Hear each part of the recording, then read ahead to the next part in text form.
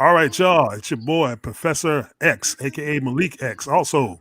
And I'm back with my brothers, brother Kid Stacy and brother Zargon. What's up, y'all? What's up? What's up? What up, man? All right. We have some topics for today that we're going to discuss. And we're going to start with the infamous six release spring cleaning we had today. And and the candidates were Braun Strowman, Aleister Black, Ruby Riott, Lana, Santana Garrett, and Buddy Murphy. All right, guys. Let's first talk about the first two, uh, especially Aleister Black, who was probably the best at the top of the list. And look, all those promos, uh, which to me look good, were cool. Basically he was supposed to be the Dark Father character, And then on SmackDown, as you guys might have saw during the Big E match when he came in, back kicked Big E, knocked him out, and then walked out of the ring. I'm like, and then all of a sudden he's gone. I mean, what the hell? Hey, so guys, your thoughts? Who wants to go first? Good question. I'm gonna let Stacy go first because All I'm right. more upset about Braun Strowman than I am Alistair. All right, Stacey, what are your thoughts on Aleister Black being Yeah. released? So, I mean, I've always thought Aleister Black's a very good wrestler, and from what I could see, he had a really good run in NXT, and I mean, I wasn't a massive fan of his character. I was more of a fan of his work rate and his skill set. But he's a really good wrestler that I feel that again they just wasted. They didn't know what to do, and it's a shame, really, because it's the terrible thing when you get to Raw, when you're going on such a high from NXT, and then you get to Raw, and then it's like, what do they do with you? And I wasn't so surprised with Aleister Black because they haven't really done anything with him so much. So although it was a little bit like, whoa, he still had a lot of potential. They could have done something with him. I wasn't overly shocked, unlike someone like Braun Strowman. But back to Aleister Black, I feel like someone like him, he'll be okay, man. I think there's a lot of companies that could do well with a talent like him, and I think they could pick him up, and I think he'll do well for himself as well. I did hear about like one of the gimmicks that he did want to do, which was like some sort of hit list where he was like targeting different members of the roster, and he was going to work his way through them and go all the way up to Vince McMahon. So he was going to single-handedly take everyone out. And I kind of like the idea of that, but that was shot down and that.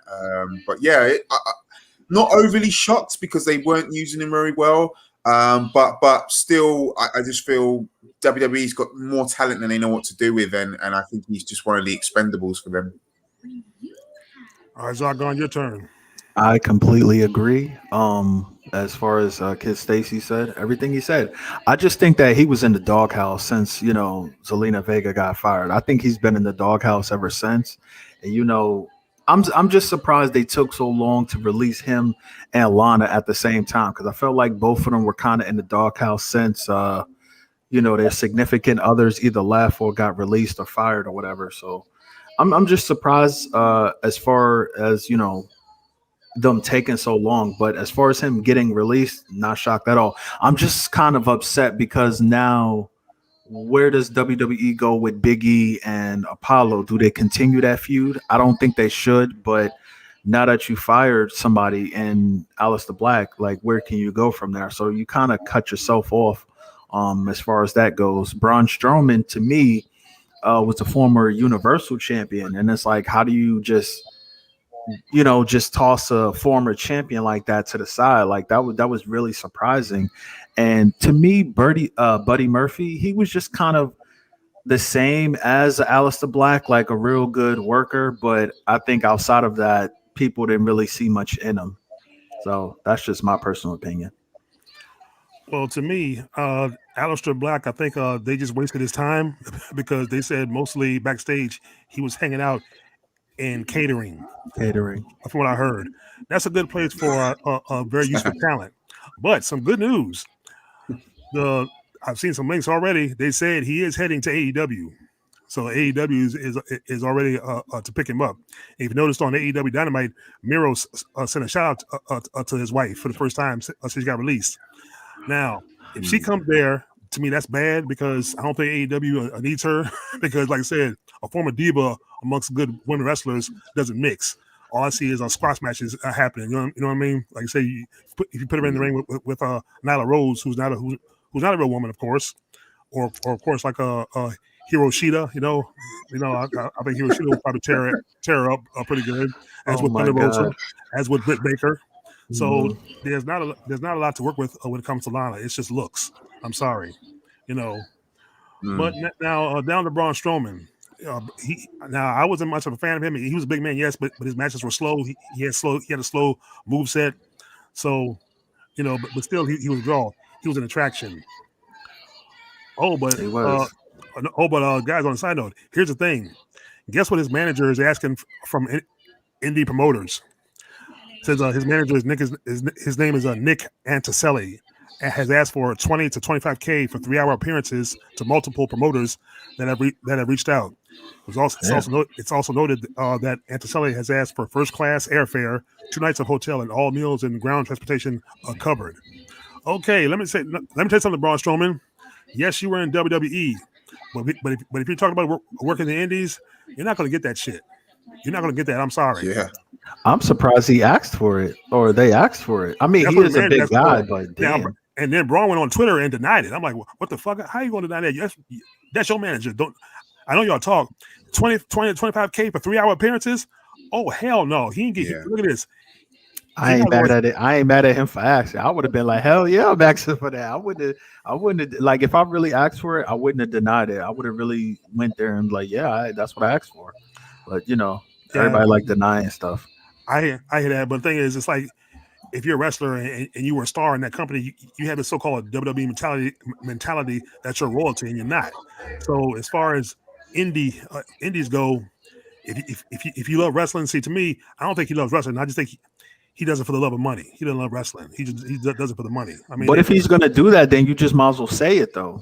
Yeah. Like, I could respect you more if you say, yeah, I'm just in it for the money. Like Brock Lesnar's in it for the money. Of course, yeah, he don't care how you like it. I mean, he does his job. He's a prick, yeah. Because the thing is, he hates the fans, and he even hates his coworkers because he has his own dressing room and he's not alone. I don't mind, but that's who Brock Lesnar is, though. He's just that type of guy. Like, people know him to be that way. So, I mean, you could be mad at it, but you got to respect it at the end of the day. So I'm not mad at Brock.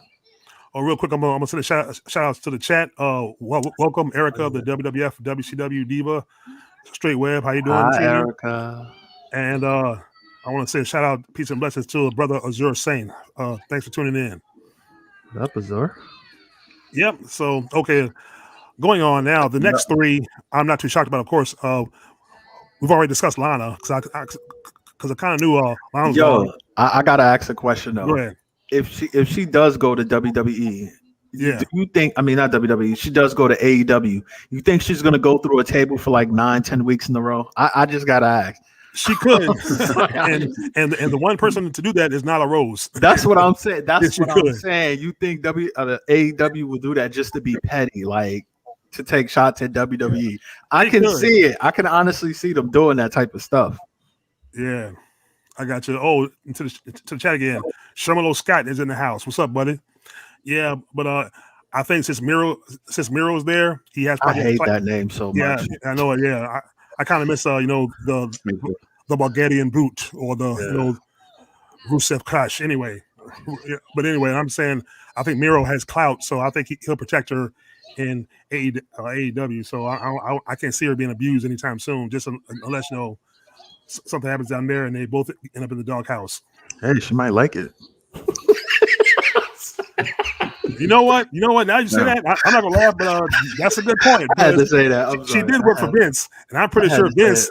I'm pretty sure Vince probably sat on the table. If you know what I mean. That's only a theory. Just like Macho Man and Stephanie McMahon. But personally, I don't think that's a theory. Real. That's shit, bro. I think Macho Man hit that ass long before Triple Bitch. Right. So, and I'm so done. Yeah, and so on that note, we'll go on to Ruby Riott. Now, the Riott Squad, I kind of like the Riott Squad, but Sarah Logan got pregnant, she's gone, and then you just had Ruby and Liv. I didn't, and as you saw as time went on, I didn't see too many creative plans for them for any kind of push. It was just going to be, they were going to be mid card at best, especially Ruby Riott, who was the better wrestler of the two. So I didn't see any main event plans for her, and even when she came back from injury, she was jobbing. I mean, I think she won one match, but she was jobbing the rest of the time. Pretty much. So I didn't see any creative plans for her. So she was basically mid card to basically below. So that's why I can see why she's really, but she was entertaining for a time. What do y'all thoughts? Who first? Stacy? I'll go first. Okay, I thought they would have did something with Liv Morgan, because I know a lot of people, especially on Twitter. I know Twitter. A lot of people seem to like Liv Morgan for whatever reason. I mean, I guess she had the little blue tongue or whatever she had going on, but a lot of people liked her and they felt that she was attractive. So I thought WWE would have did a little bit more with her. As far as Ruby Riott, yeah, she has the talent to wrestle and things like that, but I think it's just her look that just threw people off. I don't think she has that like appealing face that people would find attractive. Sorry, Ruby Riott, no disrespect, but I don't think people looked at her in that way. I mean, I understand that. I think she was a part of the alphabet community as well. So I don't know if people on that side of the game found her interesting, but Vince, Ruby wasn't the typical girl that Vince would look at and say, I'm gonna make you a star. And I think because of it, that kind of hurt her, which is one of the reasons I thought Liv Morgan would have went a little further, because she is that type of woman that Vince looks and that's attractive, of course, blonde and things like that. So that's where I stand as far as that goes. To me, sorry, Stacy, your thoughts? I can definitely see the aesthetics not really pleasing to some of the backstage management. I didn't really see much of Ruby Riott. I mean, I saw a couple of her matches in that. For me, again, not overly surprised that she was released. She's a decent wrestler. I feel that she'll bounce on her feet as well. And I just think right now with the women's division, they've got a lot of really good, talented women out there, and I feel that someone like Ruby Riott, she would get lost in the shuffle. So I think they just cut their losses with her. Okay, now here's my opinion on that. I just think you had a talented wrestler. Actually, you had two out of the three in the Riott Squad. Liv, I don't see his talent so much, but once again, just like Lana, it's looks. I didn't see nothing entertaining about Liv Morgan. Ruby Riott, I think, was the best of the three as far as entertaining. Once again, I think WWE missed the boat on how to really tap the potential of Ruby Riott. To really tap into her potential to make her a main event player.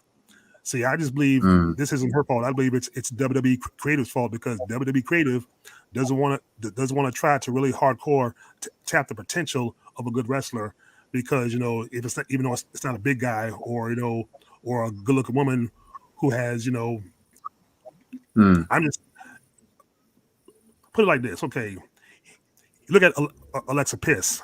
Look at her push versus Liv Morgan. See. Basically the same kind of looks, both blonde hair, but one I believe might have some talent somewhere if she could tap into it. But the other one got to where she was, as by pleasing the officials at the Performance Center after hours, and I'll leave it like that. See, I think Liv Morgan didn't give up them draws, nobody. That's why she didn't get the push. But see, we have Alexa Bliss, who's basically taking over the Fiend's role in a way. We got Alexa Bliss's playground with a damn doll. So, right. So see, that's my take on that, on Ruby Riott, as far as that. But I think Ruby Riott would be a good fit in Impact Wrestling. Because AEW is not gonna pick up everybody. Now let's move to a superstar who was in NXT and also in Impact at one time, but they showed her, I think, in the SmackDown studio one time. She took a picture backstage. I mean, when it talked about though, Santana Garrett. Now, I remember her, like I said, from Impact. She was Impact for a time, but she never really got to showcase anything in NXT. It's like I guess she was there, but there were no plans for her going forward, or no plans for her to let her perform or call her to the main roster. So basically, she was there like maybe 5 seconds at the most for her time, 5 seconds and gone. So what are y'all's thoughts there? Which one first, Stacey? Can I just say honestly, I don't know that girl too often. I don't know her Okay, yeah. too I well. mean, she was like a happy-go-lucky. She wore like a bright yellow, blue colored, attire, kind of like. Yeah, I mean, Zarko, what are your thoughts? I have no idea who that is either. Okay, yeah, I can get a picture of a pair. I'm not going. I was about to say, is she hot? Like, well, she has brunette hair. I mean, but hey, brunettes are sexy though. So yeah. she could very well be. Well, so her name was Santana Garrett. Yeah. I can't think of who that is. Hold on, I'm gonna share my screen. I got a thing up. Where is share? Oh, here it is. Yeah.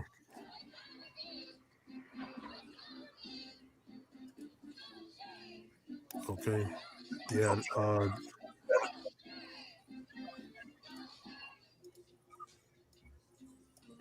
Okay. I'll be able to share it now for in a second. I had to admit.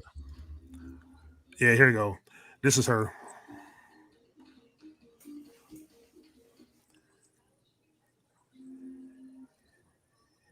You ever seen her before? No.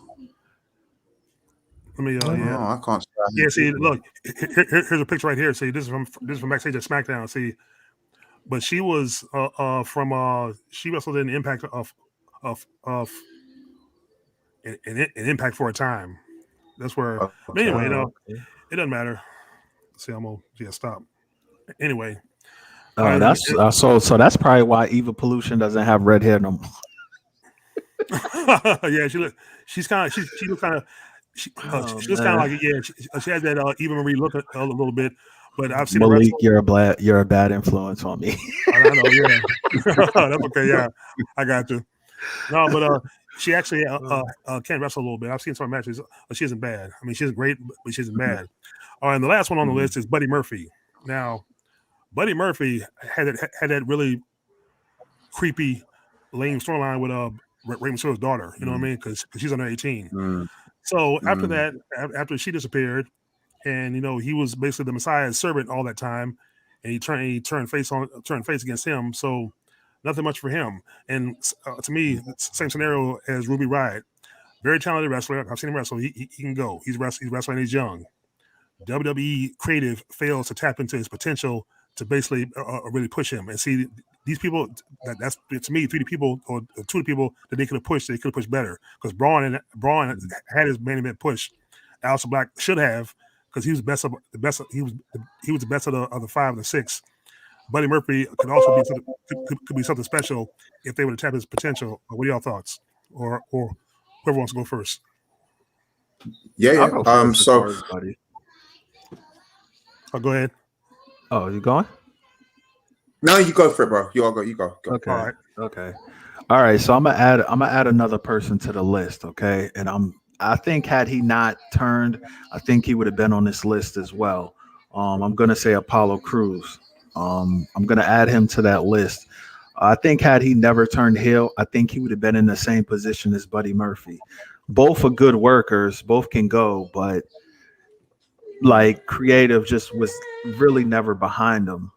And I think for Apollo Crews' sake, I just think he got lucky with his whole thing that he's doing right now. And I think Buddy Murphy, there was nothing else there.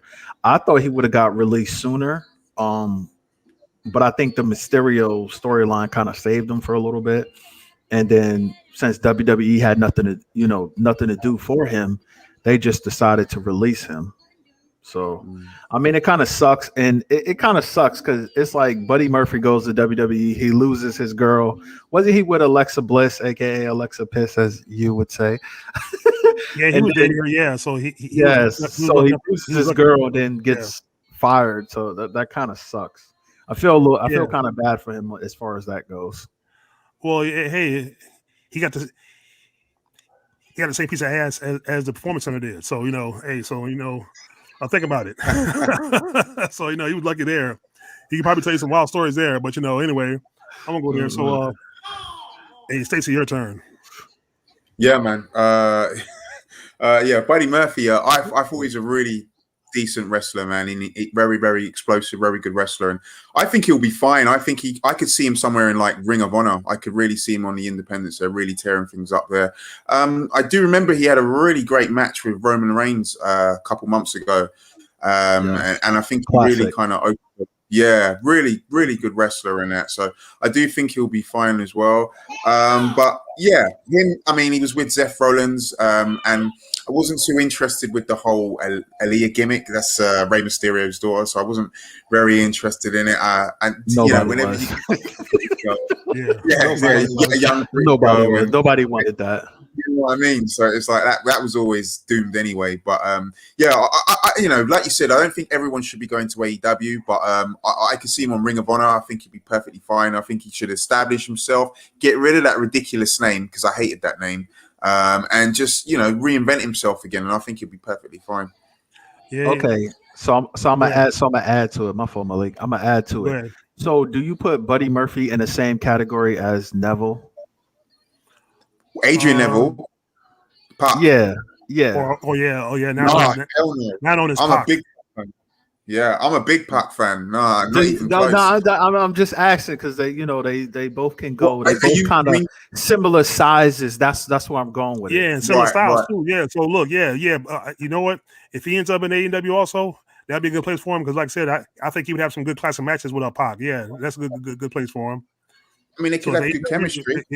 I just put Pac on that level, though. I really put Pac on that level. I think for me in AEW, I think he's probably one of the best wrestlers out there. I put him ahead of even Kenny Omega right now. Do you know what I mean? I think what Pac can do is what a lot of people can't do. I think he's very crisp, very fluid, very explosive in his movements. He can be very technical. He can be a high flyer. He can brawl. I think he can do it all. And I think it was the WWE's loss. And I think the only thing against him was probably his height because the guy's built like a tank anyway. So I think it was his height anyway. But I think he really started finding himself when he became like the king of cruiserweights.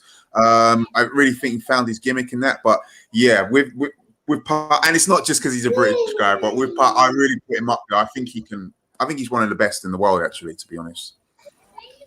And his theme was a banger.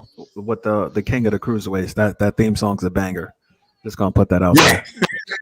That thing was a banger. Yeah, that should get you hyped, man. You like, that should get you hyped. I'm not gonna lie. I'll be banging that sometimes too when I be out. Like, we talking about his theme song, his metal song theme song. His last one that he had. Not the other. The other one was okay, but when he put that I don't know, like bass or whatever on it, it's just it sounds like real loud and aggressive. Yeah, that's something you go to the gym with. Not gonna lie. Okay, that's something you work out too. Also there, Randy Orton is better than Kenny Omega. You might be right, and actually that'd be a good match. I wouldn't mind seeing that because everybody did saw it. I mean, I just talk a lot of shit about Kenny Omega, but I don't really know how talented he is because I don't watch him. So I just talk shit about Kenny Omega all the time. He's good. I think his presentation right now as a heel is getting maybe a little overdone, or maybe stale. But personally, like I said, he's a great wrestler. But a Randy Orton Kenny Omega match, I think that would sell tickets for pay-per-view because put the Randy Orton character in AEW as a heel and have him go after Kenny Omega. I mean, it would make Kenny Omega face, but I think it'd be a good mix. It'd be a like opposite attract type thing, So but then again, of course, as far as the match itself being predetermined. You're talking about two big egos too, so sure could be. There you go now, yeah. Oh, okay. Can I just say go ahead. Sorry, I'll just say I'm not the biggest Kenny Omega fan myself. Sometimes his matches look like a video game to me. Sometimes, literally, it's like it's just ridiculous. But I think what it is to me when he was a face, his matches were better because he was going all out. And as a heel now, it's like he's especially last night when I saw the show last night, like when he was having an exchange with Jungle Boy. I think he's I think trying to be funny a little bit too much. You know what I mean? And to me, him and comedy don't work. I would just be hardcore and do that. Just be aggressive. But yeah, I think he's an awesome wrestler. Okay, now next topic. Here's something else. WWE has added a clause in contracts that will affect how released wrestlers sign their names at conventions. Says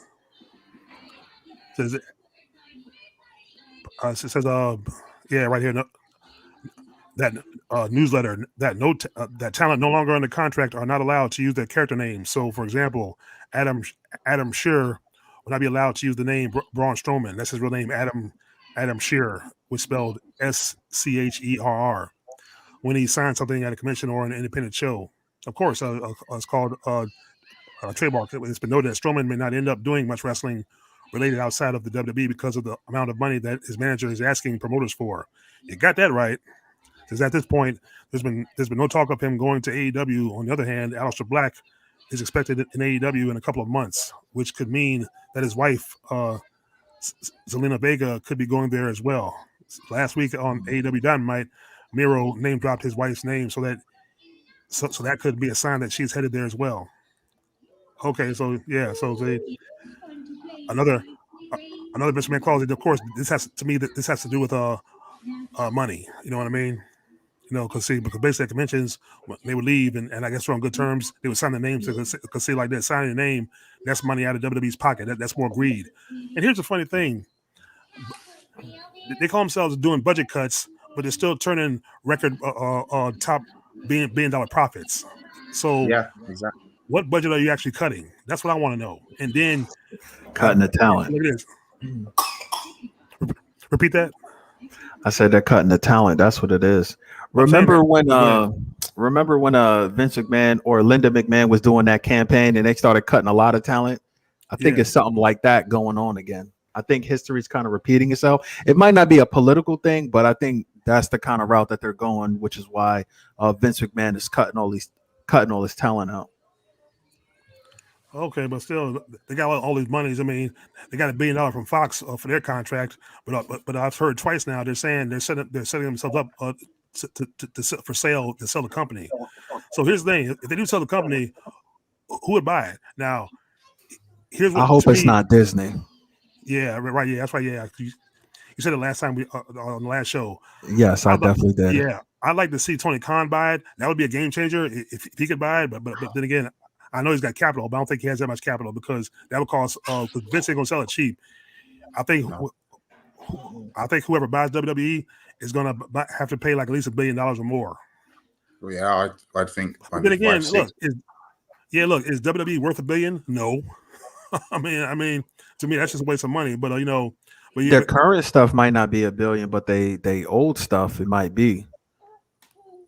And then that's another network that a different company could work with. Like, let's say WWE wants to be on Fox.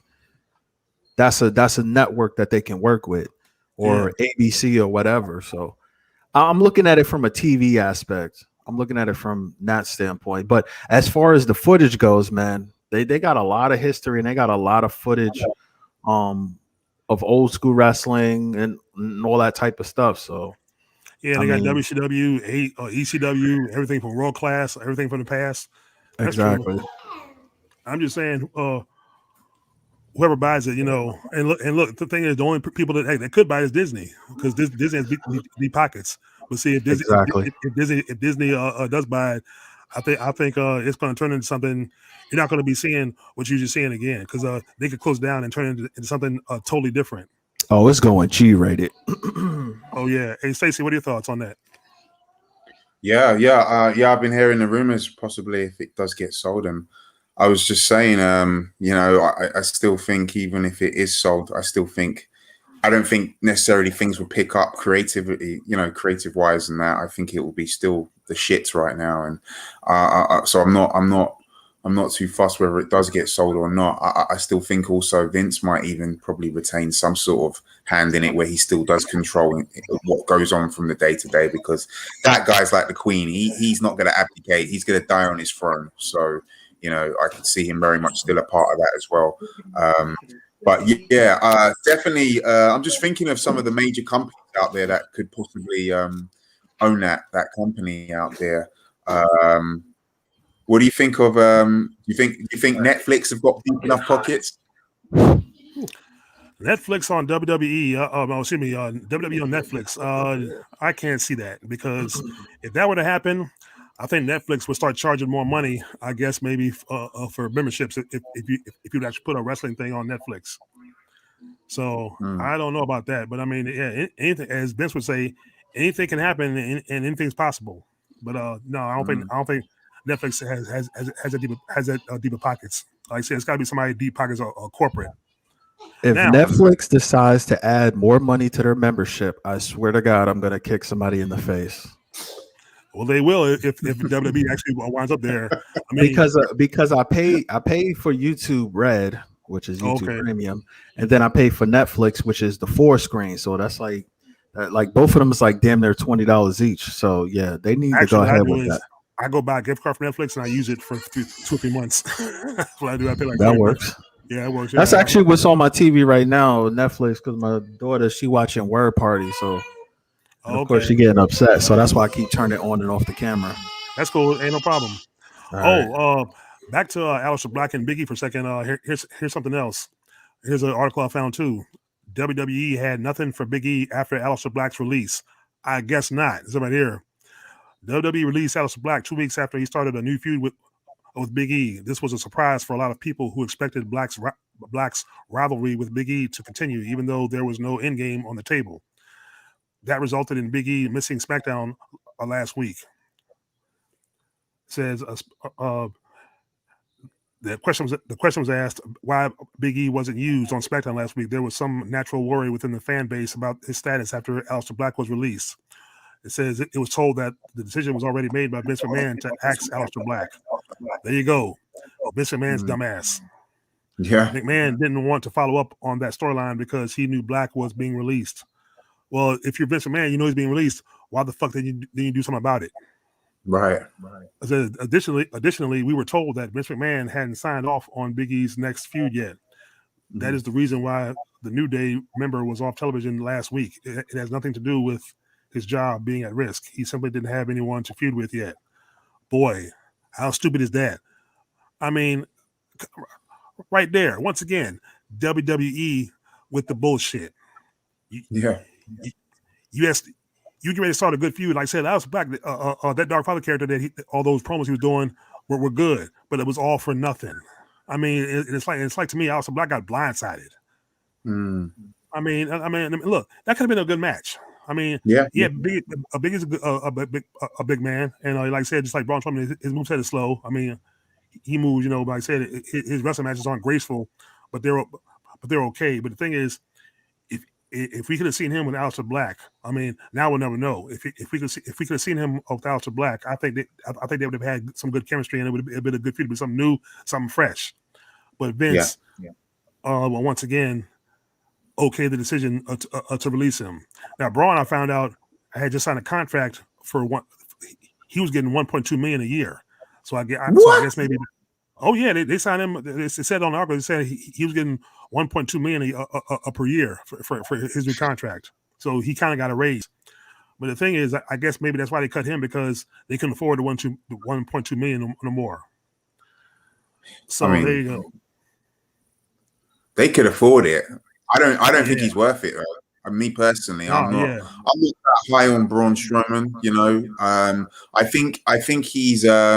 I think he was for me, he was a bit of an overachiever. You know what I mean? I never expected much from him, and I definitely think he did improve over the time he was there. He wasn't a bad talker, but he wasn't very entertaining to me. Do you know what I mean? And like you said, I think his moveset was generic. It was boring. He was a safe worker in that aspect, but he wasn't. He didn't light the world on fire for me. He was just another big man, and I guess when they were pushing him, he was taking over the role of what Kane and Big Show and Mark Henry, because they needed that new big man, that new dominant force in that. But I never got it. He wasn't the big man that was an exciting big man like a Brock Lesnar or an Umaga or someone that kind of was a dynamic wrestler. He was just your generic, I'm a big powerhouse sort of thing. And it got stale for me a long time ago. But I remember not too long ago, a few months ago, he did shit on the indie wrestlers. So have fun trying to find a job, bro. Yeah, especially wanting 20 to 25K for 3 hours on appearances and want nice hotels, first class airfare, and ground transportation covered. What the fuck Yo, are they Malik, do? he been living the good life too long. Now I can see that if that was The Rock, but see, even The Rock, nobody on the Indies can afford The Rock. The Rock's too big a star. Right, So, but right. anyway, as far as getting back to Aleister Black and Big E, like I said, Vince, you're cutting these guys' legs. I mean, Mm, Big E, who kept his job, has nothing to do now, and it wasn't mm, used. You literally mm. took work from a man. So Right, right. and I'm just saying, this is this is WWE. See, it's not. See, NXT seems to be great, but when you call up to the main Yeah, roster, it is not a good. It's not good. It's not good. right. Oh, in the Nope. chat, I want to send a shout out to my boy Stephen Rose. Thanks for stopping by, buddy. How you doing? What up, Hey, Stephen? hey Zargon, you there?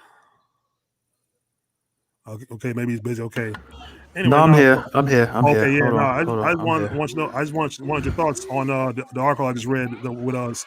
WWE saying that now Biggie's got nothing to do. See, I obviously. missed that. I Oh missed yeah, that. My no. bad. Well, the article I read was uh, basically after Aleister Black was released, when he started the feud with Big E, Big E wasn't used last week on SmackDown, and he has nothing to do. So see, and I was just saying WWE creative again, cutting people's legs out from under them. So see, I'm just wondering, what are your thoughts on that? See, your thoughts on basically giving the screws to a Big E in a way. So see, that wasn't right.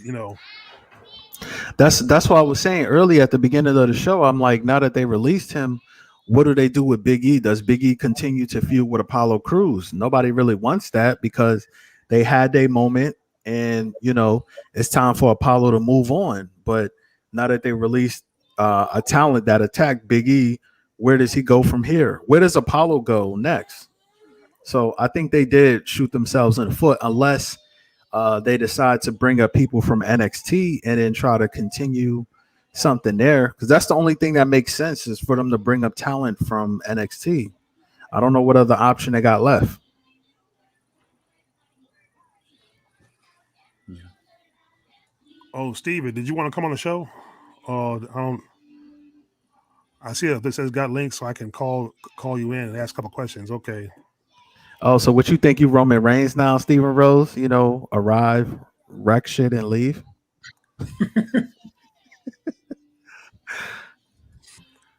I got him on. I got him on Facebook. I can send him the link there because I want to put it on there because I don't want no enemies coming in here. Rusev got worse than buried or whatever. He got worse than that. He got cucked and everything behind it. How you let another man kiss your girl? How you allow that shit? I'm sorry. Y'all done got me started. Oh, what happened now? Damn. No, I'm saying, remember the whole story with Lashley and Lana? They was all making Oh out and kissing and yeah. shit. I'm sorry. Ain't no way my girl going to WWE and gonna be making out with the next dude. Even if me and him are cool, nah, we're not doing that. This is not where we're about. Like, No. who do I have to slap? This ain't going down. Right. Roman Reigns. Okay, let me rephrase this. Roman Reigns beat up Rey Mysterio, but he destroyed Dominic. That shit was funny. That was hilarious. The way he threw him. I was like, I was like Roman Reigns should have yelled Kobe when he threw him. I actually tweeted that shit, man. It's funny. All right. Hey, Steven, if you wanted to come on, I sent you the link. I'll check your Facebook anyway. All right. Let's see.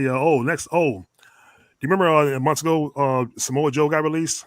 Yes. Mm. Here's something right here interesting.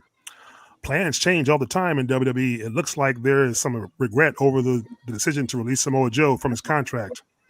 It's being reported that there is belief among the talent that Samoa Joe is returning to an in-ring action as part of the NXT roster. The reason why the talent believes this is because Joe was seen at the Performance Center this week. It's not confirmed that he has signed a new deal, and there's no word on why he was at the PC Center. But it's noted that there have been pitches made within NXT to use Joe. Well, hey, you know what? That's not a bad thing. Oh, here he is. Yeah, what's going on, man? Everybody, what's up, Stephen Rose? How you doing? What's good, man? Look, the last two events I went to, was Royal Rumble 2017 when Orton won the Rumble in San Antonio. And then I went to New Orleans in 2015 when Lesnar ended the streak, which I think was one of the biggest mistakes that WWE made by ending Taker's streak. I mean, even though it's fake fight, and I get that, and they're trying to put Lesnar over, but there's tons of ways you could have put Lesnar over without having to beat Taker at Mania. I think that's just one of those records that you don't mess with. I mean, I know you're going to say, well, it's fake fight, and I get that, but you want to sell your fake fights, right? So, I mean, just to give in your argument, it is fake fighting, but at the same time, why don't you promote your fake fights and make people want to watch the show? If WrestleMania comes around every year, the first thing that comes to your mind is, who does Undertaker face and what is the main event? That's how WrestleMania always was for me growing up. But now it's just like, okay, so what are you going to – so now it's just like, what's the main event? And everything else is kind of like ooh and ah, like, okay, that might be good, that may not. I guess we'll see. You know what I'm saying? But I hear you. I know you guys are complaining about wrestling, and it's kind of, it's kind of fun to jump on, what's trendy nowadays, and everybody's been doing this in the YWC for the last 10, 15 years, at least the last 10 years. But I think we're at a point in time where we're just getting older now, and I think it's just easier to be annoyed with wrestling than to be satisfied with anything they do. You know what I'm saying? Because you're getting older, you realize it's scripted, we realize it's fake. I mean, we've been knowing since we were kids, but that illusion told us otherwise. But now we're getting older, and we view it a different way. I think Vince McMahon could care less about wrestling at this point. I think he's a billionaire. He's already milked the people. I think it's going to come to a point to where he's going to become maybe 80 one day, 81. He's going to sell the product to somebody else. And then what's going to happen is people are going to now be forced into having to start supporting your local indie shows. And I've been saying this for the last 2 years. This is the perfect time to start supporting other wrestling promotions. If you're not doing that, the state of wrestling is going to be a continuous WWE bad Raw, bad SmackDown until they drain this thing out. So I've been supporting Booker T's show, local wrestling, all these other promotions in Texas, even though you don't even know half the damn roster. But I'd rather go to there where the concession costs are $10, $2 tacos, $1 sodas like back in the day, instead of going to a bad Raw show where you're leaving with $100 spent and $10 left in your pocket and you're crying because the show was horrible. So I think, and I'm gonna let you guys. Do you guys think? And this is a question for the panel, and I'm gonna shut up because I've been talking for a long time.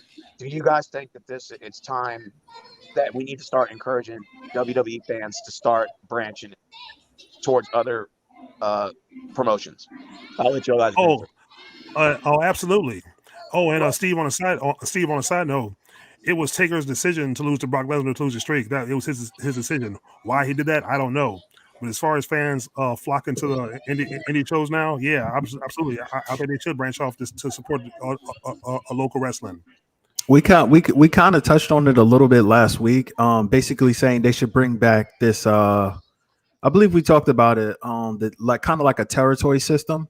Yeah, the not just WWE, but like having territories where guys and girls can go and get developed. So by the time they get to WWE, they are really polished and everything like that. So I believe we kind of touched on that last week.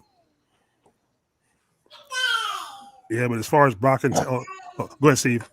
I think another mistake WWE made, and I don't know if you guys agree or disagree, but for the last 10 or 15 years, you really never had a mid-card, let's just be honest. They had just, the main event guys, Sheamus, Orton, John Cena, Triple H, and maybe a couple of guys here or there. They would alternate. But it was mainly just 6 guys just dominating the show. And then everybody else, there's really no mid-card. So when you had Ryback, Bo Dallas, you had the Wyatt family, for example, too.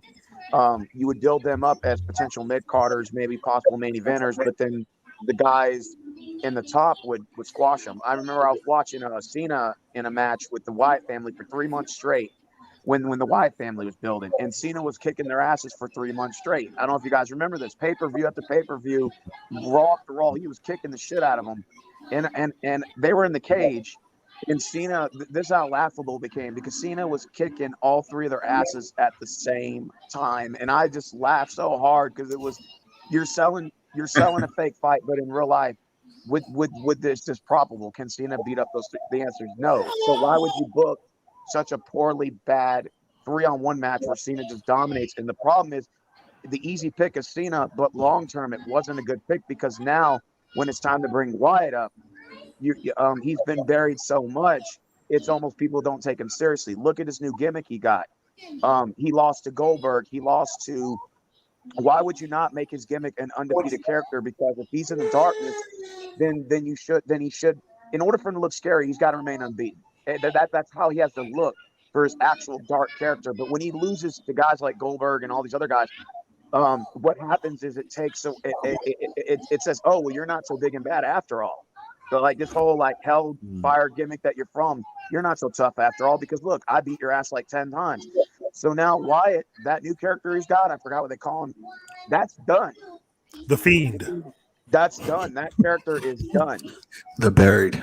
There's nothing more you can do with Bray Wyatt. His wrestling career in the WWE is over, in my opinion. There's no way you can repackage a guy. And that's what happens when you have your top talent and you don't have a mid-card. That's the problem. That's true. And the thing is, with the Fiend before he went to Bray Wyatt, all those matches with Cena, it was Cena that buried Bray Wyatt. You know, because Bray Wyatt to me was main event. He was awesome. The whole Wyatt family, and now with the Fiend, look what happened there. You've got Alexa Bliss taking his place. But didn't he lose at Mania just recently? Yeah, he did. Yeah, WrestleMania Backlash, they called it. Okay, he lost that match and then he disappeared, and then it just showed Alexa Bliss. Now it looks like Alexa Bliss's character is more seriously than his. Then what does that say about him? So see this is the point of what I'm making. If you don't build your mid card up, then when those 5 guys leave, what are you going to do with the rest of the guys? Like John Cena has been overbooked for the last 10 years, and that may be all fun and games for us to roast on YouTube and get the views and all that, like the Wrestling Jesus and all that. That's fine. But then again, he can't do that forever. So what are you going to do when he leaves is the question. And that's the problem with WWE is they didn't put anybody in that position to take over. And this is what you're seeing. True, yeah. I guess you can say unofficially the only guy that's taking over is Roman Reigns. He's basically the top guy that gets whatever he wants. So when you have to bring back part timers, what does that say about your guys in your locker room? That means you can't sell them, right? Because the guys in your locker room have been buried. Right, yeah, and the thing is, this is what I'm saying. WWE does not want to put any time into potentials in the locker room. This is what I was saying earlier. Buddy Murphy was a good potential. Ruby Riott was the best of the Riott squad. It had great potential. Yeah, and saying Aleister Black, that's a damn shame. I think it's time. I think it's time for us to start branching out and supporting Impact Wrestling, Ring of Honor, whatever, just anything other than this one. So that way it sort of lets them know that, hey, we have other varieties of wrestling to watch. It may not be as popular as yours, but we have other forms of wrestling to watch. You're not the only one. It's better. Of course, it's better. It's better wrestling, yeah. Ring of Honor, anybody's better right now than WWE. Because like I said, especially Impact, AEW, Ring of Honor, New Japan Pro. Y'all go look on my channel, right? Well, go look on my channel when y'all get a chance and go to the where you separate your videos, what they call on the playlist. Go to my wrestling videos and go see the Sadiqa match. It's 2 women in a hardcore match, in a dog collar match, and one of them busted real glass over the other one's head. It was sick, dude. It was a sick hardcore match. This is indies wrestling for you. The shit you can't see on television anymore. Oh, good. Oh, that sounds like fun. Closest thing to ECW you'll ever see. And that's why you guys, it's really important. You need to start supporting your local wrestling, because you'll start seeing matches like this. Yeah. Go ahead. I'll let y'all talk. I've been talking too much. Tessa Blanchard is a version of China. I wouldn't say that, but I guess, yeah, as far as the black hair, yeah, probably so. I would say. No, so guys, before Steve came in, hey Steven, for everybody, I was reading Samoa Joe's headed back to WWE on the NXT roster. What are your thoughts on that? Who first? I'll let y'all answer, then I'll answer. Hey, Zygon, I don't hear your audio.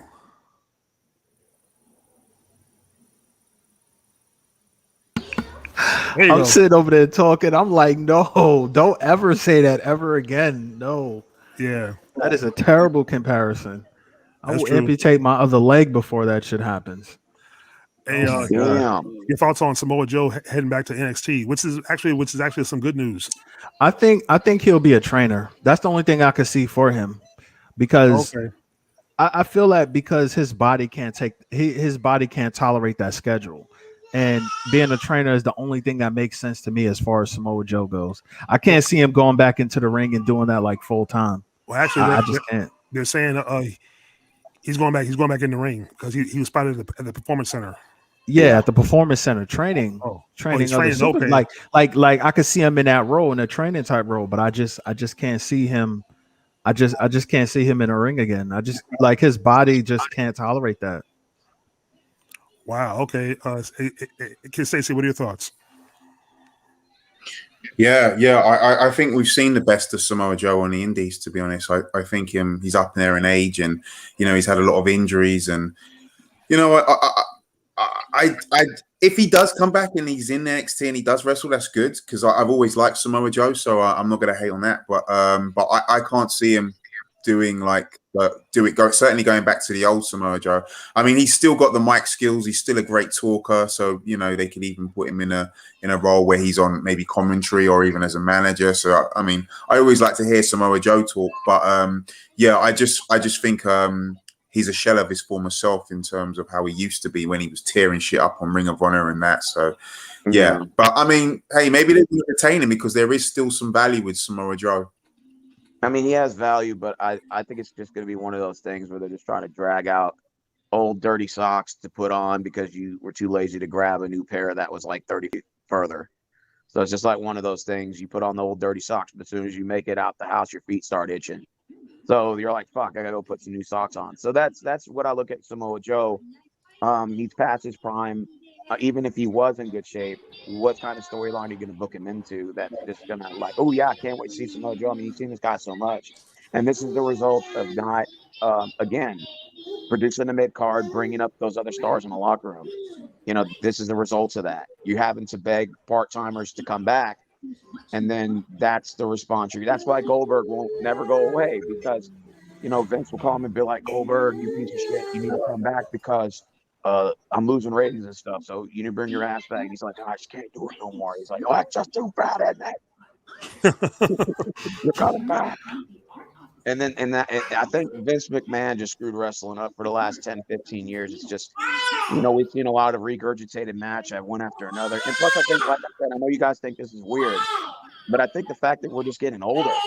And so when you get older, we're like those, we're like the old boomer just sitting on the chair with the granny glasses on, sitting outside, spying on people walking by, So, I mean, let's just be honest. That's who we are. When we get older, we do that. You know what I'm saying? We're the old. I can agree to I can agree to that. I can agree to that. I mean, we're just getting older now. So if you're somebody who's 6, all that's new. But if you're in your 20s and 30s, you're sitting there like, see, Sonny, wrestling used to be good back in the day. I remember back in the day. It used to be good, man. Now it's just shit, man. It was good back in the day. I mean, it was good. I mean, like I said, for us here, we're not complaining about it. We're just discussing the topics and the situations of it, and we're just bringing to the front of what's going on of the obvious. And I'm not complaining about it, But honestly, I see something fresh and new is watching indies wrestling. Of course, that will give you your youth back, watching and attending indie shows in your local area. I'm telling you, your love for wrestling will come back. You feel like a kid again. That's cool, yeah. All right, All right, I'll let you guys continue. I'm gonna head on out. Appreciate y'all for having me on. All right, not a problem. All right, Steve Rose, thanks for stopping by, buddy. Once again, shout out, peace and blessings to Steve Rose. Okay, hey, here's a topic I found. Mark Henry believes Braun Strowman was disenchanted with the WWE. Now, that's a funny story, seeing as how Braun Strowman said months ago that he can't see himself wrestling for anybody else but WWE, since he had a nice big contract and had a job full time. Right here. Last week, WWE held yet another round of cuts from the company, and it included several big names. The most shocking was Braun Strowman. Because Braun Strowman already commented on his release, as he was one of the mainstays of the company for several years and former WWE Universal Champion. While speaking on a podcast, Hall of Famer Mark Henry talked about Braun Strowman being released by WWE, stating that he wouldn't have let him go if it was up to Henry. Henry also believed that Strowman was disenchanted with the WWE. He says, in his quote, "I wouldn't have let him go, but you know what? If he wasn't happy and he asked them for more grace, more time, or more money or something, and they didn't want to pay it, you've got to part ways. But I don't know what the circumstances were with their relationship. With me, I knew what that was. With him, I don't know. But if I were to speculate, there was an opportunity with him and Brock 3 years ago, and it never came. During the pandemic, he had a little shine, but it wasn't like if he was to be in that role now. And I don't know if it was going his direction. Maybe he was the one that was disenchanted. I don't know. I'd love to ask him." Well, on Instagram, on a side note, also, Braun Strowman's already showed off a new look on Instagram. He shaved his beard. He cut his beard off, not all the way off, but he cut it down where it's more corporate and neater looking. But anyway, here's the thing. Okay, they signed him to a big contract, $1.2 million a year at the time. He made the praise of saying, he couldn't wrestle for nowhere else but WWE, but now all of a sudden he was disenchanted. I kind of wonder what made him disenchanted, if that story is true. Yeah. What are y'all's thoughts? Whichever wants to go first. This could be a way to humble him. I think Braun Strowman. Yeah, that's what I'm saying. Yeah. All right, go ahead, Stacey, if you want to go first. Yeah. I mean, I can see him going into something else other than wrestling. To be honest, I think he just was in love with the money, and probably the profile, and I could see him going back into powerlifting, perhaps, or maybe make appearances as, I don't know, as the henchman in a movie or something like that. Or, I just don't see him having a love. Yeah, I just don't see him having a love for that business to want to really maybe expand his craft or really take it to the next level in another company and that. Yeah, I'm be honest. I'm not really going to shed a tear for Braun Strowman. I'm surprised he was released because of the push, the monster. But yeah, won't be shedding a tear for him. Zargon, your thoughts? Oh, okay. Well, he's busy right now. Anyway, yeah, my thoughts are, like I said, he was a big man. He was an attraction, so it did come as still a surprise, even though I wasn't that big a fan of him. And basically, like his gimmick promo was, "You're gonna get these hands." I personally didn't like that. That was kind of that was kind of cringe, in a sense, the way, Oh man, that's just my take on that. I didn't particularly I like that. So this whole, you're gonna get these hands, Anyway, so now basically on the indie scene, what he's asking for the right price, you're gonna get these hands, which sounds kind of sounds kind of funny to me. I mean, that's just horrible. Hey, Zargon, are your thoughts on? I can't even make a get these hands joke now. No, I'm just saying, like I said, for 20 or 25K, you can get these hands. That sounds very prostitution-like. The one thing I'm gonna say though is I can agree with Kid Stacy. I can see Braun Strowman being in movies, kind of like how Nathan Jones was or is, doing movie vignettes, being like this ultra villainous bad guy. Like maybe not like the final boss, but maybe one of the like henchmen or whatever. So I could see Braun Strowman doing that. I don't see him going back to powerlifting. I think because of his age. So I don't know, but I'll definitely see the movies. Hey, doesn't he look like a dude that could have been in like? Doesn't he look like a dude that could have been in the longest yard? he could have instead of Khali. Yeah, like I said, because instead of Khali, they had up there. Now, see, to me, that was awesome movie. I mean, you had Goldberg, you had Kevin Nash as a security guard, Stone Cold security guard, Bob Sapp, the former UFC fighter. And look, my favorite part of that movie. It's a good movie. In the movies, it was a lot of brothers in the movies. Nobody cracked a smile. Yeah. But when Stone Cold got in, was playing a racist, saying, "Dude, oh my God, you know what I'm talking about?" Bob Sapp, he goes, "Hey, Swatowski." You know what he said to me in the library? Yeah, him. I said, "Oh hell yeah!" And when he got in Sanders, he just stood like this, doing this, and he just went and you heard a fist crack. And then the ball time, he just, pow! I said, hell yeah, the cracker got cracked. Not one white person in the theater cracked a smile, and the brothers was glad. I loved it. Oh my God, that was my favorite part of the movie. The cracker got cracked. I remember, because this was like maybe 2003, 2004. I was like in Job Corps at the time, and I remember one of my friends came back. He was like, "Yo, man, they had Stone Cold saying this." I was like, "They ain't have him saying that." Then I see the movie. I was like, "Damn!" Stone Cold came in there with the. He came in there with the savagery. He was like, "I don't want to read no book about no fraud, N-word, and no fraud, offend you with the word." The thing is, you notice that was his best. That was the best role. He played that role so well. And personally, I believe that's who he is in real life. That shit was crazy. I'm like, damn. No action required. I'm saying, look, he played that role so well. Because look, being who he is and being Texas, he's not a Texas wrestler. He a Texas redneck. So that's why I say. Oh, he had a lot of experience to draw from on that role. Oh no, he didn't experience. I think he was drawn on his own mentality.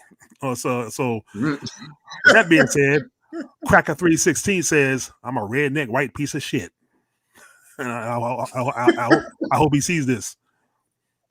I'm gonna send it to him on Twitter. And but like I said again, we all about to get stunnered now. Yeah, no. But look, the best part after Bob Sapp knocked, he goes, "I think I made him shit himself. I think he just shit himself." He said, "Oh Lord, this boy shit himself."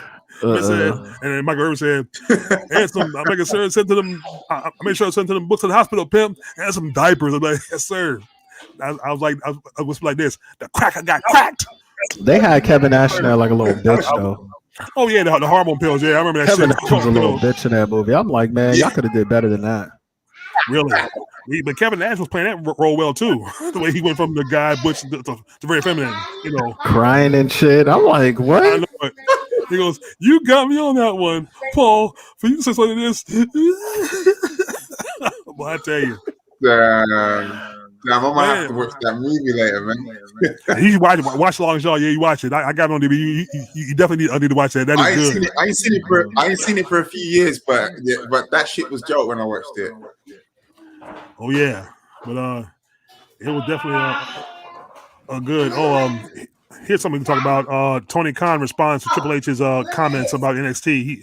Triple H made some comments on a conference call about wrestling fans ruining the product or ruining NXT for everybody, for themselves, because of because when they watch it and they say things, criticize it instead of enjoying it. No, all this other shit. Hold on. Go ahead. Says right here, Triple H had a lot to say during a recent conference call. He said that NXT fans can ruin the show for himself or themselves. He also made a very bold statement or two about talent in the NXT roster and how they stack up to other companies. Triple H made a comment about how another all-female pay-per-view is not a must-have for WWE. I beg to differ on that. Now, Tony Khan responded on a podcast. Here's his quote. "I think we already had, in my opinion, the best roster in wrestling. I don't think there is anything wrong with that because everyone is building their own roster and are going to have good feelings about the people they work with. I just don't think that there is anything wrong with saying you think you have the best show or company. Where people got offended yesterday is how Triple H said, everyone wants to work here. People are confusing the two things. If you want to say, I think my show and product is the best, then there is nothing wrong with that. You should feel that way. But when you say anyone of any value wants to work here, that's just not true. It's crazy. There are plenty of people who work for AEW that have no interest in working there. Like Britt Baker made it pretty clear yesterday with what she tweeted. So Triple H seemed to be pushing some buttons with his recent response during that conference call. And Tony Khan, being no stranger to controversy, started after an interview either. It seems that they will continue to disagree, but it is also apparent that Khan is paying close attention to the people on his roster who have no interest in working for WWE. Hey, there you go. See? So right there, Tony Khan is just fine. So, it's like this. See, Triple H, I think, and Vince brainwash people into thinking that WWE, if you want to be a wrestler, WWE is the place to work, or WWE is and we all know, it's exactly. Not. And no one knows it's not, because even if you get there and you last through NXT and you get called up to the main roster, look what happens to your ass. Just ask Ruby Riott. Ask and see, Aleister Black is a prime example. So Oh yeah, Right. Your thoughts?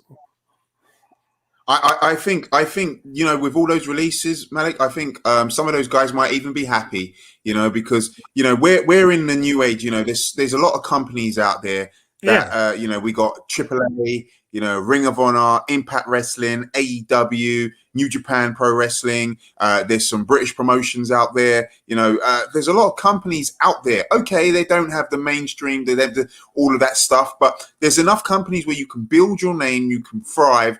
And for years they've always made out that it's the be all and end all. And I get it, because a lot of these wrestlers were fans growing up, and they saw some of our favorite guys growing up, and they've always wanted to get there. But it's a fickle business in the WWE, and they're very finicky with this stuff. And I just think it is, look, you're gonna be perfectly fine. You're gonna earn money. You're gonna get respect, and if anything, you're gonna have more control over your character. You're gonna have a chance to do things your way. Refine your skills. And I mean, to be honest, that's why I've been watching a lot of AEW lately. I did like their pay-per-view, their last one, Double or Nothing. I did enjoy it. Few questionable matches that I thought could have went the other way, like the Cody Rhodes match, but overall I really thoroughly enjoyed that pay-per-view. And it just feels like a breath of fresh air, seeing some of the other things sometimes. And so I do think, they ain't the be all and end all, and there is life after WWE, and these guys will find out. All right, Zargon, your turn. Your thoughts? Tony Khan responds to a triple bitch, which I think was spot on. Yo, you kill it with these terms, man. Yeah. I feel like both companies, they're supposed to say that type of stuff. That's how I looked at it. I'm like, you're supposed to say that. The thing is with WWE, I just think you sacrifice your passion for wrestling for money. That's basically what it is. Like, you sacrifice money for, it's vice versa. So if you want to get a lot of money, you go to WWE. If you want to have like great matches and be a wrestling persona, you go to other companies. And that's just how I look at it. For Triple H to say, we're the best wrestling, I think he's saying that because he's looking at it from a marketing standpoint and then from a TV perspective. So he's looking at it from the mainstream media type of view.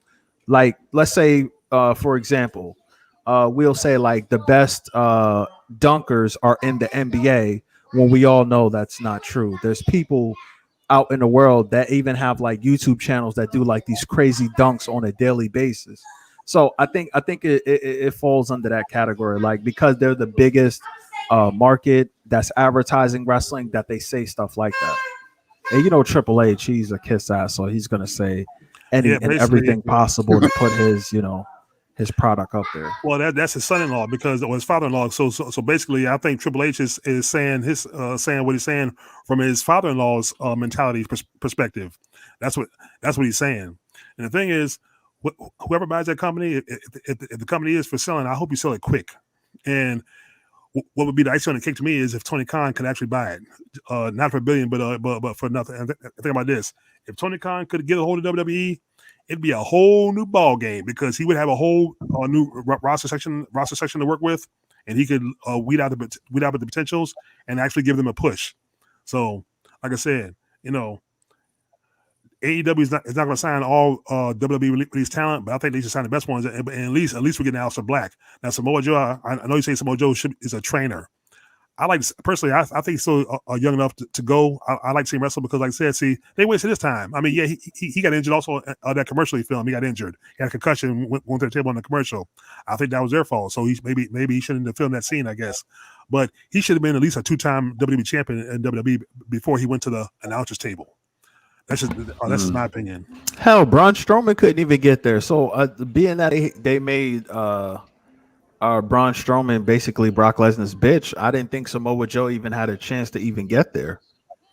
I think when they had that back and forth with him and Lesnar, and I think Reigns was in the ring. Correct me if I'm wrong. I think he should have won the title then when he was going at it with Brock Lesnar, but they never pulled the trigger on it. And unfortunately, Samoa Joe's his body basically caught up, like all that mileage on his body basically caught up to him. and I think that's what it is. Father Time is undefeated, so that's true. Yeah, he looked in shape. He looked in shape still, but yeah, you're right. The age, the body tells you different, despite your look. So maybe he was having to hang up. But yeah, but he'll be a good trainer then if he's going to be a trainer. Then he'll be a good trainer. Like I said, at least he's making money again. So that's true. That's true. All right, Stacey. Did you say you had some topics that you wanted? Like is there anything with? Yeah. I just wanted to get your thoughts actually on the AEW, the last pay-per-view, the Double or Nothing pay-per-view. Oh, what awesome! Do you guys think awesome. about I saw it. Awesome. Especially last match. Zargon, did you see it? I have no idea. I'm gonna be totally honest with y'all. Oh, you know what? I need to send you. I'm gonna send you a link where you can watch it on the rest of the website. You can still watch it because there's links out there where you can watch the whole thing all over again. But yeah, once I see the link, you'll like what you see. Because I said the last match, Inner Circle and the Pinnacle, the best, a good main event. Because the Pinnacle, the Inner Circle beat that ass, especially them shots in the office and everywhere where he where he hit MJF with the staple in the forehead and all that kind of stuff. I mean, it was good. It was good. It was a good show from start to finish. It was an awesome show, start to finish. Yeah. Like I said, that to me, that was wrestling. That's what WCW gave us last time. So you had a good, solid main event all over the place. I mean, it was just, it was nice. So do you think it's good that you have something like an AEW where you can basically have like an actual wrestling promotion, and then you can have WWE, an actual entertainment promotion? Do you think they need to have like two individual entities, like two major companies that's like one focuses on entertainment and the other focuses on wrestling? See, the thing is, Zargon, I think it was great wrestling, but I think it was also fun as well. I think there was a lot of fun in that pay-per-view as well. I think, especially with the stadium stampede at the end, it was really fun. It was different. And I think that's where AEW started to come into their own. You get still that quality wrestling, but you still get that kind of zany aspect of wrestling as well. And I mean, it was first time in months I've actually enjoyed wrestling, really. And yeah, I mean, like I said, not everything was perfect. I didn't think Cody Rhodes should have went over, but I'm still really not sold on Britt Baker. I know she had a match a couple months ago with the champ, but I'm still not her biggest fan. But overall, from top to bottom, I thought it was a tremendous card. And I think the way how they've crafted their characters for that next level as well. I think the Puck match with Orange Cassidy and Omega was a fantastic match. Young Bucks, really good performances from a lot of the guys on there. So Oh yeah, like I said, you had quality. They blocked you. Yeah, that's because I was talking shit to them. So so. I mean, here's the thing. What did you say to them? What did you say to them? What didn't I say? That's the bigger question. What didn't I say? That's all I gotta say. I was saying a whole bunch of stuff, how they trash and all this other. Like I was just going in, and then they had put a tweet out, and it was like, well, who wants to be blocked or something like that. I can't remember when they did it, and it was like, who want to be blocked? And I was like, well, I'll be the first one. Y'all can block me. I don't care. Like I was just having fun with it, man. I was just having fun. You mean with on it. Twitter? Oh, okay, yeah. I was just having fun with it. Yeah, I just be messing around with people like on there. Like it's just fun. I don't mess around with them. If they go at fans, I jump in the ass. Trust me. And I've been blocked by two people. I've been blocked by Joey Styles and JBL. I've been blocked by JBL too, and I still don't know why. I still don't know why. I actually like JBL too, and he blocked me. And it was I can tell you why I was blocked by JBL. It was kind of weird because I went political on his ass, and basically I told the truth about something I said. Like I said, if I knew y'all back then, I'd show you screenshots of the tweets, but I've been blocked, so the other people are gone. No, but hey, look. Here's the thing: as far as AEW and WWE together, here's the thing. To me, wrestling is supposed to be. I know they call wrestling sports entertainment. That's what WWE calls it. But still, since it's sports entertainment, it should be still wrestling company. You shouldn't have you shouldn't have the bullshit segments, all the cartoon skit shit. You skip that. I think some of that. I think a lot of that shit is for kids though. Like they trying to focus in on the kids. Like as far as some of that. Dude, that's why because even I had to get to PG rated. Yeah, that's why it's PG rated. That's true. Yeah, that is true as far as that goes. Because I think some of the stuff they're trying to cater to a bunch of age demographics, and they're trying to cater to a bunch of audiences. So when I see like the silly, goofy stuff, I'm like, yeah, I think that's just more for the kids, honestly. Yeah, that's too much. But see, What, all like kids the aren't zombie watching. match? That's too much for the that's too much for the kids to me. That's too much. Yeah, kids. yeah. But look, I think if AEW, if Tony Khan were to buy WWE, and here's what would be awesome: have the Inner Circle show up on Raw if the sale would go through. And what you do is, it's not buried WWE, but it's almost like a rebirth or a reborn. This way, because see, look, WWE was a great company at one time years ago. Yes, in the old school when it was good, it has potential to be that again. If like I said, all the talent they have now on their roster, Roman Reigns included. You know what I mean? You know, I might like him. I don't think he can wrestle. Well, honestly, Roman Reigns is actually doing the best work, especially like the backstage stuff between him and the Usos and all that. This is actually the best version of Roman Reigns that they got right now. You say the backstage stuff. See, I don't want to see. I want to see less backstage stuff, and I want to see more in-ring stuff. That's what I'm saying. The fighting things. I agree with that.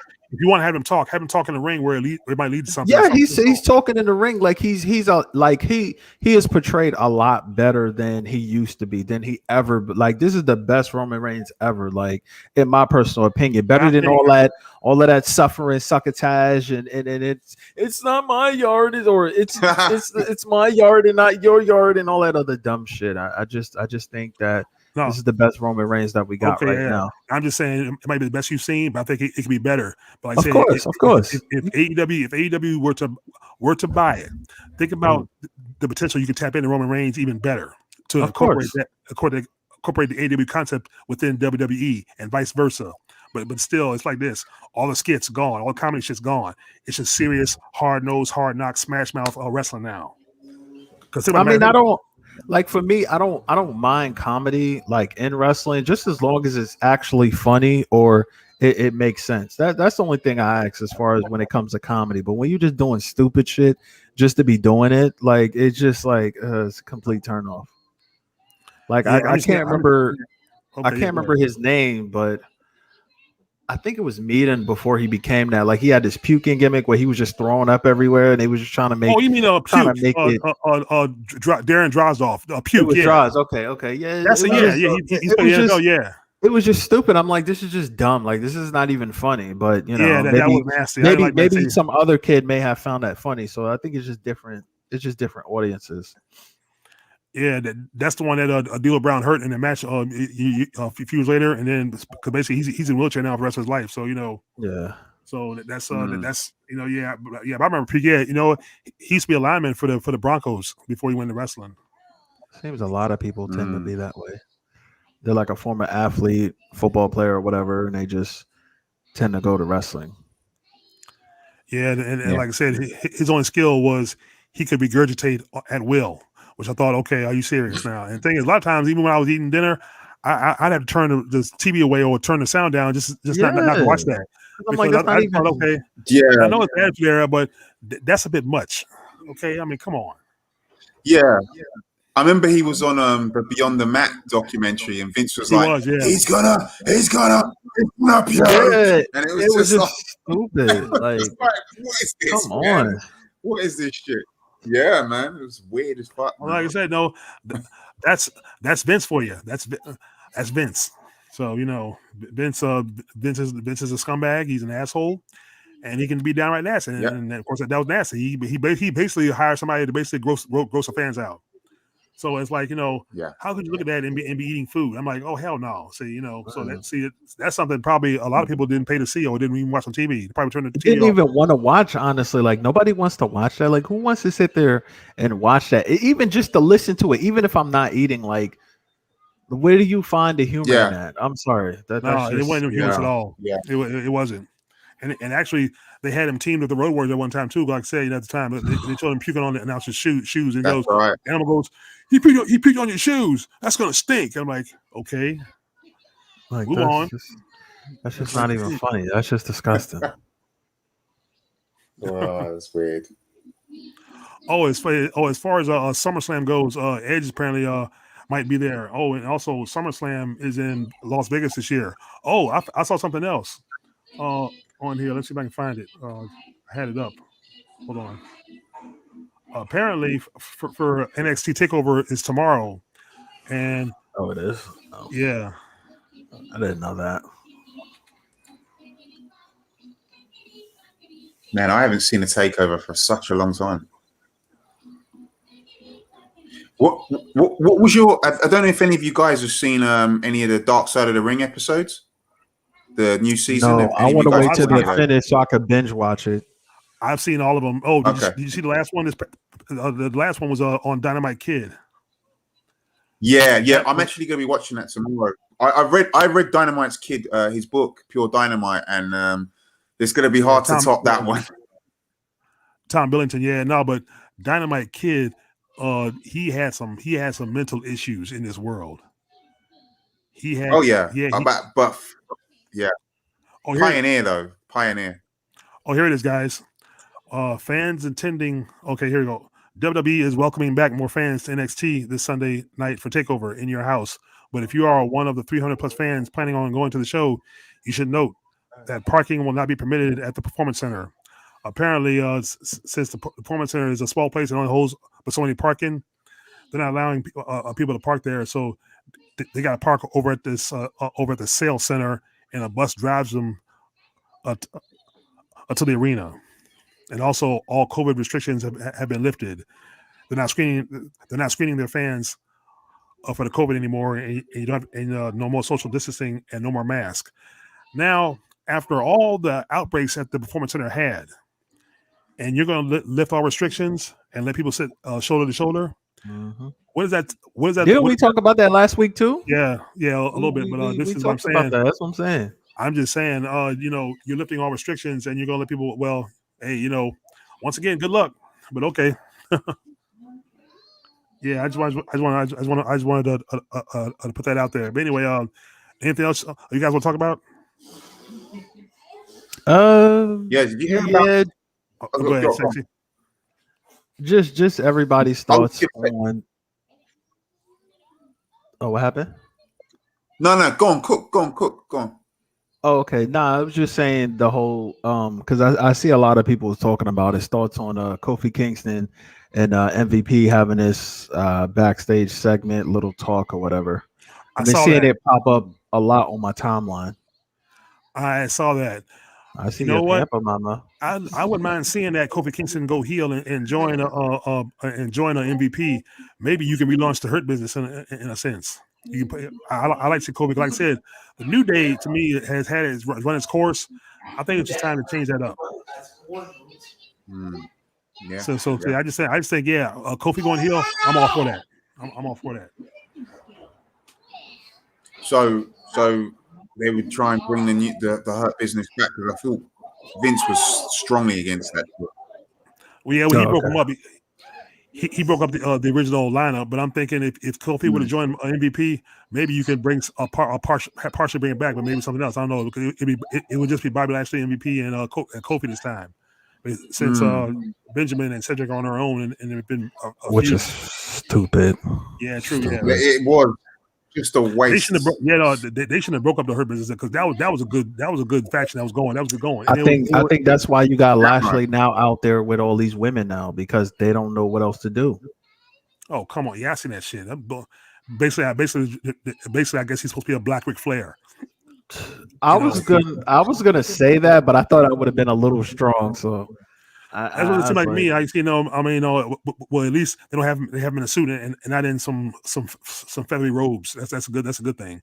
But as far as the women go, I've seen the women. Some of them chicks are kind of ugly. That's just me. That's my opinion. But yeah, the Hurt Business should not have been broken up. That was a good, strong all black faction, which is why I was a fan for a while of the company. The company actually gave me something I like to watch, but they took it away. And but it's like every time they got something good to great, they find some way to destroy it, and I will never understand why. I will never understand it. It makes absolutely no sense at all.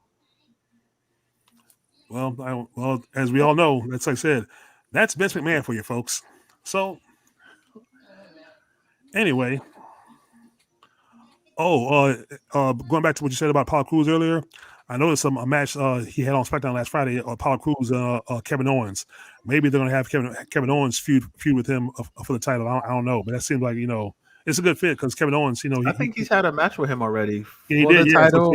I think he did. Yeah. So maybe they're going with that. Maybe he'll fight him again and win the belt. I don't know because you don't see much of Kevin Owens on TV anymore. That's the first time I've seen him in Please a and while. keep it that way. Okay, well, personally, yeah, I see what you're saying. But personally, I like Kevin Owens. I think he wrestles. He's good. He can talk. He got skills. To me, he can be more entertaining than Roman Reigns. That's just me. That's just me. He can be, but WWE just won't do it. And then him as a face, it's just weird. I know. Yeah. It's like I it's like him seeing it's like the way I look at Kevin Owens, I look at him the same way I look at The Miz or Alberto Del Rio. Those guys just cannot be a face, no matter how hard you try. They just don't come off that way as a face. Like they're all heel. Like you should never change. Like Kevin Owens is a guy you should never change, and I don't know why. And then he's doing a stunner now, and I just don't get it. Okay, yeah, very well said. Well, all right. Any final thoughts? Unless y'all want to talk about something else. No, Yeah, I I got one more. else. Go ahead. I just wanted Go to ahead. say, did you hear the rumors about The Rock might be coming back for Survivor Series to start a program with Roman Reigns? Yeah, he's been trying to push for that, but I don't know if it's going through. But yeah, I mean, I wouldn't mind seeing that, but who knows? That's a money grab. That's all that is. That is. But the thing is, yeah, can WWE afford that money? The money grab? Can they afford to pay The Rock? Because I'm pretty sure The Rock ain't coming back for cheap. Well, they probably can because they've been cutting all these people off the roster. I mean, yeah, I think they can. I think it's going to culminate probably at WrestleMania. Rock eating the pin for Roman Reigns, rightfully so. But I just don't know. Can Rock's body hold up to it? Because he looked pretty banged up after that Cena match. So, and I'm sure the film companies want to make sure that he's going to be able to be shooting the films and he's going to be okay. So there might be Lloyd's of London taking it out for him or something like that. Okay. Oh, on one last note I got an article, but all it says is Bobby Lashley is still pushing for him versus Brock Lesnar. Now I saw another article where it says that's still not happening at all. That's bullshit. Because they can't reach deal with Brock and Brock I don't think wants to come back right now. Maybe and also because of the COVID thing, there's travel issues between Canada and USA. So, but the thing is, to me, Brock and Bobby Lashley would be more exciting than The Rock and Roman Reigns. That's just my opinion. Because see, that's the match. Go ahead. Yeah, but you got to have an audience for that type of match, though. That's the only thing I'll say. You got to have an audience for that match, and they will. Because like I said, next month, July 16th, live with fans at SmackDown. So, and that's before SummerSlam in August on Las Vegas. Las Vegas would be the perfect place to have Brock and Bobby Lashley throw down. But it's not going to happen. So, see, once again, Vince has missed out on a huge money-making main event. And to me, that's more of a WrestleMania main event than a SummerSlam main event, just like he missed out on Taker and Sting. So, they just got money that they just throwing away. That's all that is. So, see, that's my final thought on that. So, the one match that WWE needs that would save them for a little while, it's not going to happen. Nope. Because we too busy calling part-timers. Or releasing potentials. Yeah. Next thing you know, Hulk Hogan's going to come back for a match. I damn sure don't want to see that. I damn sure don't want to see that. He's going to hit a leg drop on somebody. Yeah. And you know what? He'll get booed out of the building, right out of the building too. Like I said, Yo, did you see the WrestleMania? Yo, they booed the shit out of it. Yeah, they did. I loved it because look, they booed the shit out of it. Vince and son-in-law might have to get. I'm saying, look, Vince and son-in-law. Hogan at Mania, they booed the shit out of him. Yeah, remember, because he co-hosted it with Titus O'Neil. And look at this, Titus. People saw Titus O'Neil's face. Titus O'Neil was very uncomfortable. He didn't want to be there standing next to that man. Man, they let into him. Oh, of course, yeah. They Bret Hart might wrestle again. Shit, he gonna put me in the sharpshooter. I mean, come on. I love Bret Hart. He's my second all-time favorite. But Jesus Christ, come on. You can't depend on part-timers and Hall of Famers. And too much. Like it's horrible. And look, this is the rock you're in. That's what I'm saying. Look, and when Hulk Hogan got caught saying what he said, and like I said, and I saw you said it, you're sorry you got caught. When you got sorry said it, that was it. like I said, he may have convinced some of his backstage buddies and Vince to forgive him, but the fans ain't forgotten. That's why you. That's right. That's the crazy thing. I don't know why WWE thinks that fans forget shit. I don't know why. I really don't. I really don't know why they try to do that so much. Man, fuck Hulk Hogan. I tell you, what you gonna do when Crackermania when Crackermania runs racist on you? Yeah. Okay, yeah. So, any final thoughts? Anything else you want to talk about? Yeah, I'm waiting for my shirts to come in. I finally got a Hurt Business Bobby Lashley. Oh, hell yeah. Hell yeah. I need to find one out myself before they become. I finally got one, yo. I was struggling. I was like, please be on there. Please. I got it. So how much was it? It was like $16, $17. They had because the shirt's been out for a while. The group isn't together no more, so they kind of the price drops. Yeah, pretty much. Well, that's good. Nice. Bret Hart hates Hogan for the same reason I hate Hogan. WrestleMania 9. I'm gonna keep saying it over and over again. Oh, good. They were good. Kudos to WrestleMania 9. That's what I tell people. People like, oh, you only hate Hogan because he's. No, it's like, no, my hatred for Hogan came way before that. WrestleMania 9. That's all you got. That's all you got to watch. Just watch the match. That's it. WrestleMania 9. We'll keep saying it to the day I die. Hell, fucking. Sorry. No, go ahead. I was saying he was meant to have a match with him. Brett said that they filmed. They had promotional posters where one was holding one side of the title and Hogan was holding the other, and Hulk Hogan denies it. So he's a piece of shit. They should have did that match. They had hell yeah. Come on, they should have did it. Man, Hogan's ego in the day. Nothing gets over Hogan. That's a crazy thing, and people still love him. Like, no, well, he still has an ego. His ego ain't gonna change. But the thing is, I think when he co-hosted with Titus O'Neil and he got booed when he started talking, I think that should send a message right there to Vince. Don't put him in the ring, because look, fans might walk out because nobody wants to see him. Oh, that's true. He's done. So he might call something the Silverdome again. He might mess that up again.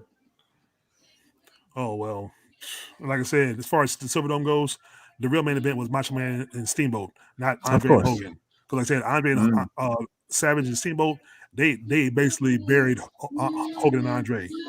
They buried that shit. The fans were done after that one. So Hogan and Andre is basically the entertainment aspect of wrestling, and Savage and Steamboat is basically the wrestlers. You know, standpoint. That's how I took it. Yeah, because Steamboat in his heyday, he could wrestle. Now he was bad. I liked him in NWA, and he basically kept that same style in WWE and WWF at the time. I'm surprised nobody tried to emulate that though. I'm shocked by that. You couldn't top it.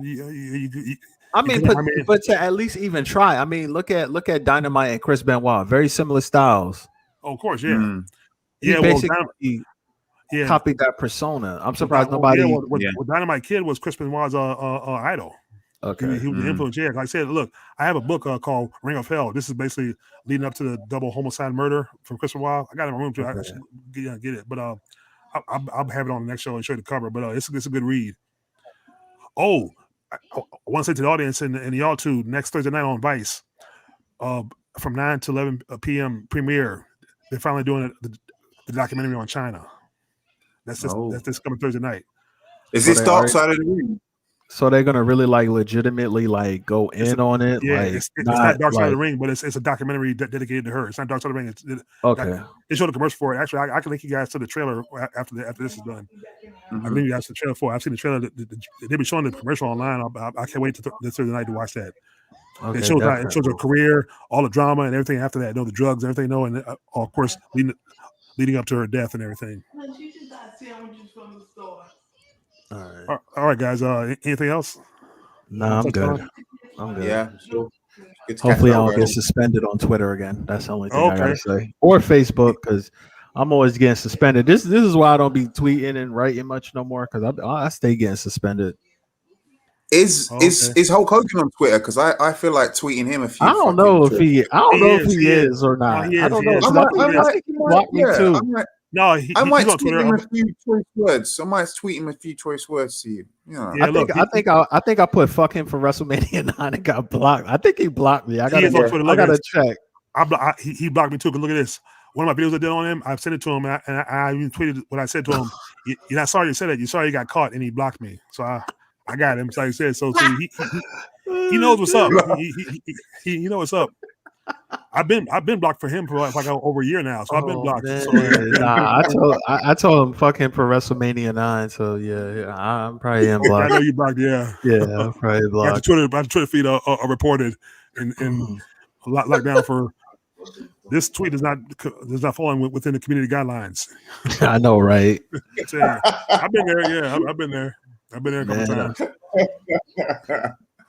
All right, man. This has been a good show. All right, so we'll end it on this note. I want to thank everybody in the chat for watching. I want to thank Brother Zargon and Brother Kid Stacy, the three brothers of wrestling knowledge, back together once again. Okay, I'm looking at the chat. Okay, see, why do I always forget about the chat? I got it because it goes this and then it goes that. Okay. Yeah, I want to thank Shermelo Scott for watching. I want to thank Erica of the WWF WCW Diva Straight Web.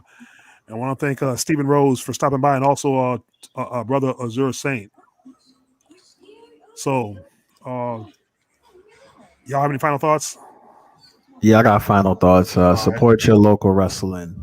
Let's just say that. There you go. Hey, Kid Stacey, you got a final thought? Yeah, man. Fuck Hulk Hogan. You know. There you go. And once again, hashtag fuck Hulk Hogan. No, hashtag Crackermania. And once again, you're not sorry you said it. You're sorry your cracker ass got caught. So, exactly. On that note, oh my God, for the Professor X, for Brother Zargon 7, for Kid Stacy, peace and blessings, all power to the people, and we out. Yeah. You know. Come, princess.